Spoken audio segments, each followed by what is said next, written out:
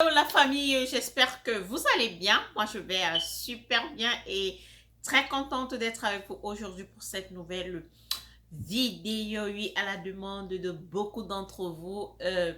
Dû à l'une de mes dernières vidéos, il y a des gens qui m'ont demandé, mais Pacile, comment faire pour obtenir le crédit d'une banque ou alors obtenir le financement pour la maison à partir d'une banque aux États-Unis.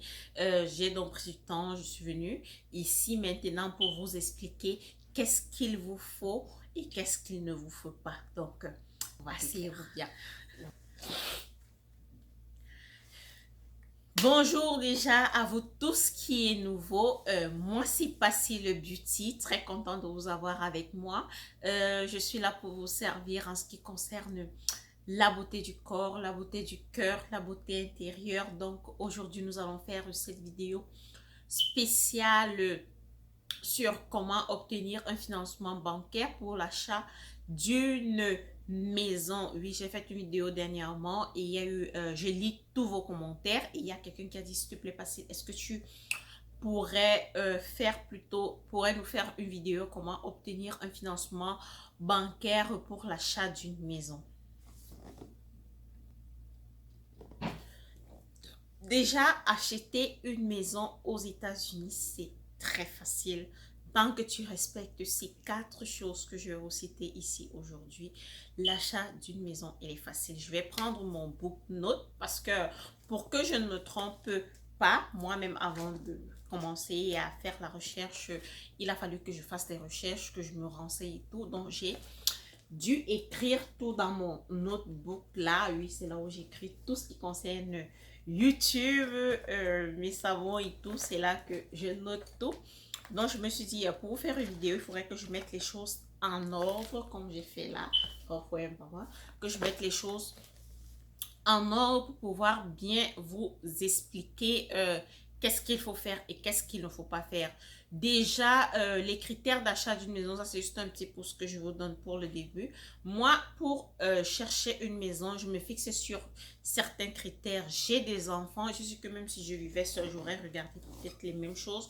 Je me serais peut-être pas trop appuyée au niveau de l'école, mais j'aurais respecté ces critères. Quand nous, en cherchant une maison, quels sont les critères pour moi? Euh, Avoir un quartier dont la criminalité n'existe pas ou alors vraiment très réduite parce qu'il y a ici, quand vous cherchez une maison, quand c'est en ligne là, on vous montre tout. Quand vous ne cherchez pas la maison, vous voyez seulement que oh, j'aime la maison, elle est belle et tout, vous allez seulement vous habiller, habiter dedans. Quand nous avons cherché notre première maison, on n'a pas lu tout ça, on ne connaissait pas tout ça, on a juste cherché chance pour nous. Nous ne sommes pas partis.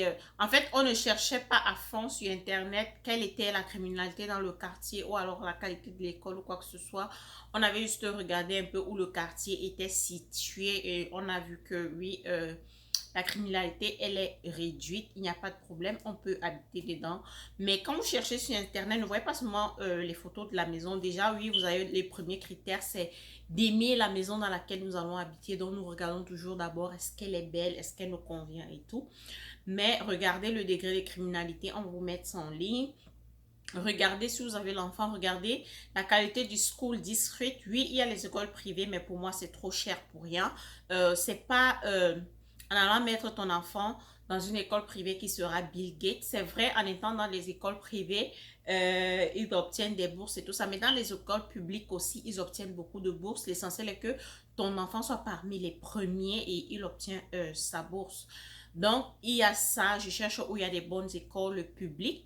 Quand il n'y a pas de bonne école publique, c'est là où il y a moins de vandalisme, où tu auras la chance que ton enfant ne sera pas en contact avec. Ça peut arriver aussi dans des bonnes écoles parce qu'il y a aussi des enfants dans de bonnes familles qui sont dans la grotte.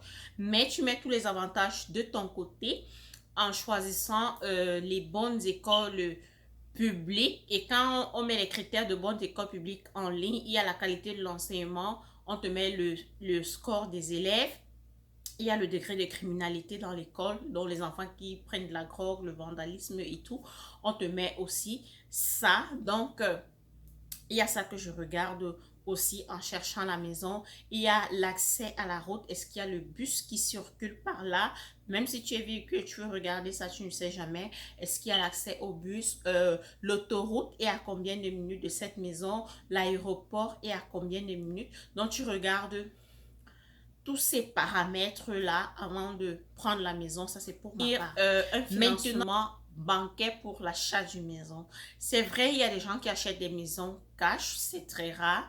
Il y en a qui achètent, mais si aux États-Unis, en Occident, je dois dire, je pense, j'entends cette histoire partout, c'est un financement bancaire. Et pour que la banque te fasse un prêt d'argent pour acheter ta maison, il faudrait que tu réussisses d'abord au premier examen, j'appelle ça comme ça, il faut être préaccepté. Donc, il y a certains critères que la banque va d'abord regarder. Tu leur dis, oui, je veux une maison de tel montant. Maintenant, on va étudier. Parce que toi, tu t'es affixé un montant. Oui, tu dis, je vais m'acheter une maison. Prenons un exemple, je vais chercher une maison de 150 à 250 000 maximum.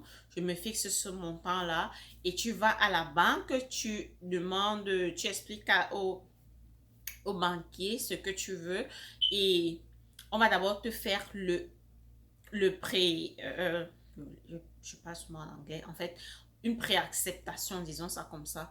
Et dans la préacceptation, qu'est-ce qu'il faut? Là, je prends mon livre. Il y a 4 choses que la banque regarde. Il y a ton crédit score. Crédit score, dont on regarde comment tu gères tes cartes de crédit.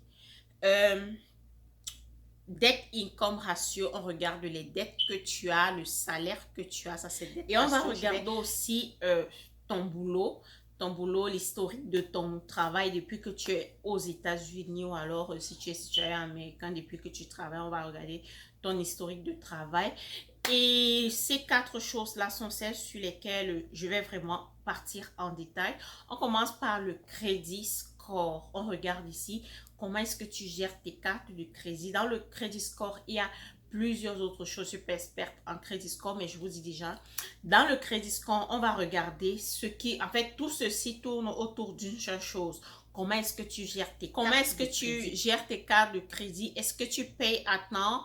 Est-ce que tu as des manquements au niveau des cartes de crédit? Quel est ton crédit score? Est-ce que tu utilises, quand tu as une carte de crédit, ta carte de crédit, on veut voir si tu payes tes dettes à la bonne date, si tu n'as jamais utilisé plus de 10% de ta carte de crédit. En fait, quand tu donnes une carte de crédit, le maximum à ne pas dépasser pour garder un bon score, c'est de ne pas utiliser plus de 10% de ta carte de crédit. Si tu utilises plus de 10% de ta carte de crédit, ton crédit score va chuter. Ton crédit score va chuter. Si il arrive un mois, peut-être tu as quelque chose que tu veux payer à 1000 $, fais l'effort de payer ces 1000 $. En fait, si ta carte de crédit, c'est, disons, si tu as une carte de crédit de 1000 $ et que vous 10% de 1000, je pense, c'est 100. Faites le calcul. Je pense que c'est 100 $. Et vous utilisez plutôt 250. Ça, c'est déjà mauvais. Faites l'effort de payer ces 250 au mois pour garder votre crédit score stable. Ça, c'est ce qui concerne le crédit score. Le crédit score tourne autour de ça. Si vous avez acheté une voiture à crédit, est-ce que vous payez votre voiture chaque mois à temps? Est-ce que tu as besoin de... Est-ce que tu as des... Parce que quand tu ne payes pas à temps, tu as des... tant qu'on ne retire pas la voiture entre tes mains, tu as des amendes que tu payes dessus. Donc, la banque va regarder tout ça. En fait, on veut être sûr que tu es quelqu'un de responsable à ce qui concerne ton crédit. Ce qui fait que si on doit t'acheter une maison, il va être sûr que tu vas payer le montant qu'il faut. Ça, c'est pour le crédit score. Et ici, il y a autre chose que je dois ajouter. Je viens de voir sur ma note là. Quand vous achetez la maison, la banque regarde quelles sont les cartes de crédit que vous avez. Il ne s'attarde pas trop sur les cartes, comme peut-être vous allez vous prendre Macy's carte ou bien Marshall ou bien toutes ces cartes de magasin là. Non, ils ne regardent pas trop ça. Ils veulent voir comment vous gérez les cartes. Si vous avez une carte crédit peut-être d'American Bank ou bien Wells Fargo ou bien Chase, les les grandes banques, là, si vous avez des cartes de crédit avec eux, ils veulent voir comment vous gérez ça. C'est déjà d'abord un bonus d'avoir une carte de crédit avec une banque. Et la seconde chose, c'est aussi un bonus de voir que vous payez à temps votre crédit utilisé et que vous respectez de ne pas dépasser les 10% ou alors que vous les avez payés à temps au mois. Donc, il y a ça que la banque regarde. Le deuxième critère, c'est your job history. On veut voir ton historique du travail. Ici, il s'attarde sur est-ce que tu as un boulot? Oui. Si tu as un boulot, est-ce que combien de temps tu es capable de garder un boulot? Est-ce que tu arrives ici, on te renvoie, tu vas là-bas demain, après on te renvoie encore, tu es là-bas après-demain, on te renvoie. Donc, on veut voir pendant combien de temps tu es capable de garder un travail pour qu'on puisse t'accorder le crédit parce qu'on sait qu'en ayant le travail, tu seras capable de payer ton loyer. C'est vrai, la banque regarde tout ça. Ils peuvent s'en foutre de tout ceci et acheter la maison. Peut-être au bout de quelques mois, tu n'arrives pas à payer la maison leur revient.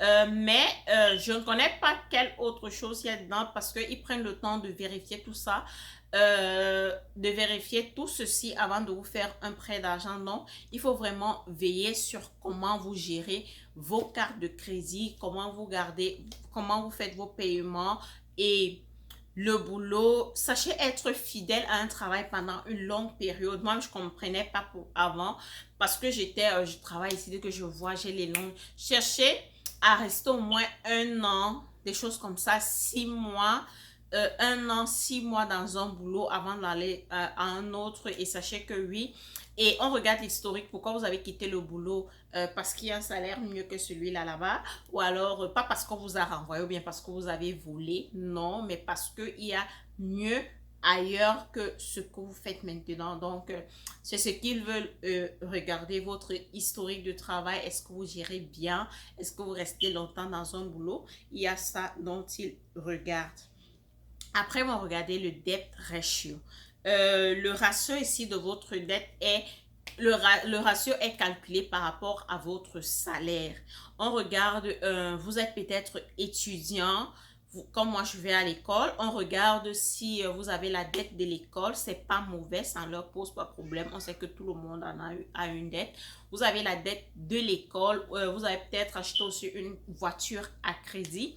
Maintenant, on voit à la fin du mois, disons, vous avez 3 000 $ le mois et dans ces 3 000 $, on regarde, lui, il a peut-être 500 $ de voiture à payer chaque mois. Il a 200 $ de crédit étudiant à payer et peut-être l'assurance de la voiture vient prendre comme 300, 250 $. Donc, vous voyez que là, on tourne autour de 1 000 $. On regarde donc, bon, il a 3 000. Si ces dépenses-là font 1 000 $, ça veut dire que il sera capable de payer le loan. Si ton loan dit peut-être que le mortgage sera à 1 000 $, là, on fait le ratio de la dette et on voit que tu ne dépasses pas les 50% de ton salaire en dette. C'est ça le ratio de la dette. Donc, on calcule la dette que tu as. On ne regarde pas tes dépenses que tu dois manger. Non, on regarde ta dette ne doit pas dépasser 50% de ton salaire. Donc, on regarde toutes les dettes que tu as et ne doivent pas dépasser 50% de ton salaire. C'est ça, le debt ratio.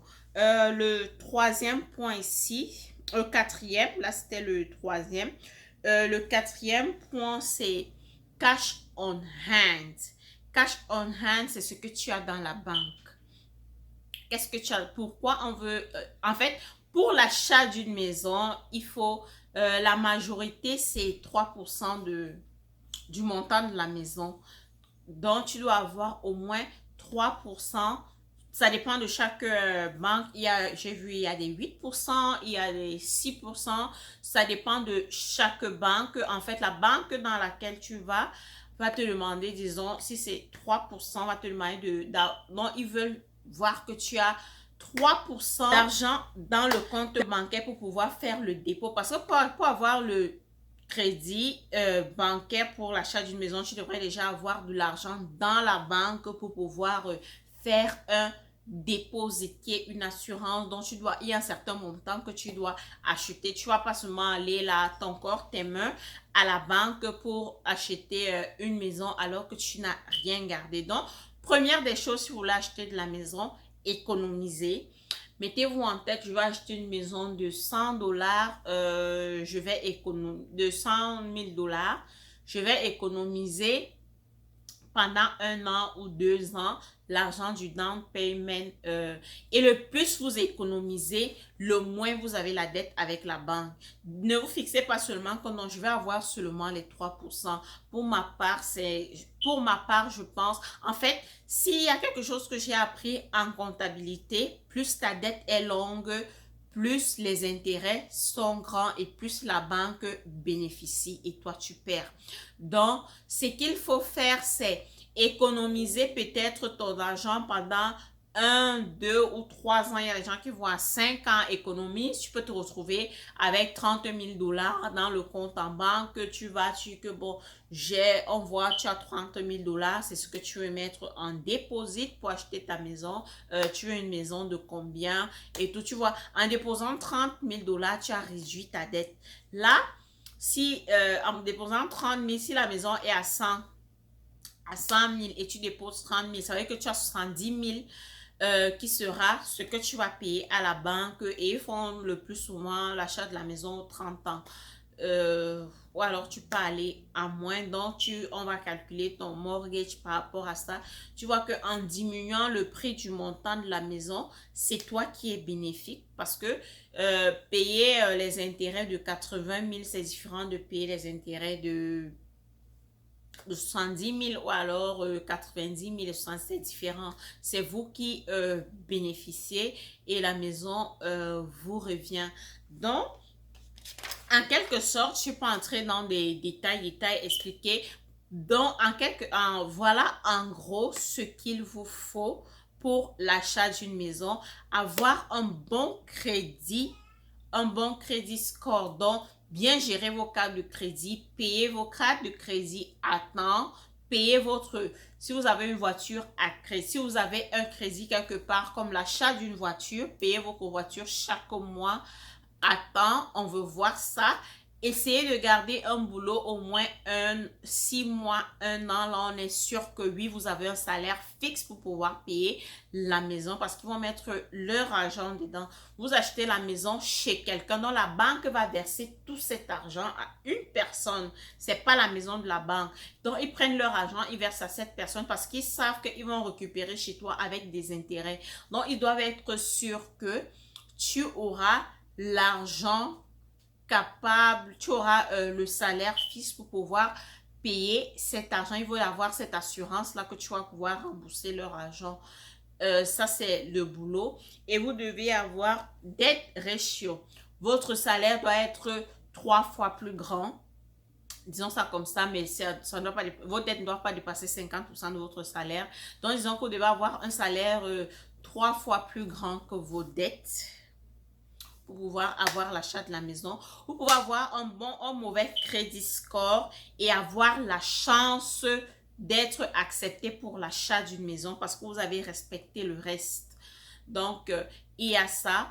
Et le bon crédit score pour l'achat d'une maison, moi j'ai été surprise, c'est 580. Le crédit score, je vais essayer de vous montrer ça sous forme de photo. Pour ceux qui ne connaissent pas, ça se calcule. Il y a beaucoup d'agences là qui calculent ça. Il y en a tellement là qui calculent. Et chaque banque a ce qu'il choisit pour calculer. Ils savent sur quoi ils s'attardent pour calculer. Donc, faites l'effort de vous dire que bon, mes dettes ne doivent être 25% de mon salaire. Si je suis étudiant et que j'ai reçu le crédit loan et que je suis en train de le payer, j'ai peut-être ma voiture. Vous-même, vous calculez et vous regardez votre salaire. Vous voyez que ceci n'atteint même pas, atteint peut-être les 1 tiers, ça n'atteint pas les 50% de votre salaire. Vous êtes bien parti. Respectez les paiements de vos dettes et ayez épargné de l'argent en banque. Oui, il faut épargner de l'argent pour recevoir pour pouvoir faire le down payment. Vous n'allez pas vous présenter simplement et dire je veux la maison alors que vous n'avez même pas 5 francs en poche. C'est vrai, il y a certains programmes dont moi je connais pas, j'ai juste entendu parler de ces gens qui ont parlé. Ou premier achat d'une maison, vous recevez 10 000 $. Peut-être vous connaissez le programme. Et vous viendrez me dire en commentaire ce qu'il faut faire pour avoir ça. Je serais bien partant pour ça. Donc, il y a first buy 10,000 $. Il y a premier achat d'une maison, vous recevez 10 000 $. Je sais qu'il y a un programme comme ça, mais je ne sais pas comment il marche. Je n'ai jamais réussi à avoir quelqu'un qui m'explique comment ça marche pour recevoir ceci. C'est l'État qui donne, il paraît. Donc, si vous connaissez, venez me dire en commentaire comment on reçoit cet argent-là. Donc, c'est ça que moi, je voulais partager avec vous aujourd'hui. J'espère que j'ai essayé de répondre à votre question. Pour moi, c'est comme j'ai dit les mots-clés. Mettez juste ces 4 choses en tête. Crédit scolaire, job history, crédit scolaire, job history, le ratio de ta dette avec ton salaire et le down payment, l'argent que tu as épargné dans ton compte en banque pour pouvoir acheter la maison du montant dont tu as en tête. Au départ, tu t'assois, tu dis, bon, cette année, et tu t'assois si tu es seul ou avec ta chérie, tu dis que cette année, bon, il faudrait que dans 2 ans, on achète une maison. Notre maison, c'est 100 000 $, ok, on se décide d'acheter une maison de 100 000 $. Est-ce qu'on peut mettre maintenant 1 000 $ chaque mois d'épargne? On peut garder 1 000 $ chaque mois pour pouvoir épargner comme 24 000 $ pour faire le dépôt. Donc, épargne 1 000 $ là, c'est juste pour la maison, pour faire un dépôt, pour acheter la maison. Vous verrez qu'au bout de 2 ans, vous aurez épargné 24 000 $ et vous pourrez aller avec les grosses épaules là à la banque et dire bon, on va acheter notre maison. Surtout que vous savez que votre crédit score, il est super, il est bien. Vous respectez tout le reste que j'ai cité là. Je pense que vous êtes bien parti sur ce. Merci d'avoir regardé. Merci. Dites-moi en commentaire si je vous ai aidé ou pas. Je serais contente d'entendre aussi votre avis et si vous avez des plus à ajouter. Nul n'a le monopole du savoir. J'ai fait des recherches. Peut-être vous aussi vous avez fait des recherches et vous avez des choses à ajouter. Donc, je vous attends sur ça. Bye bye. Passez vos love.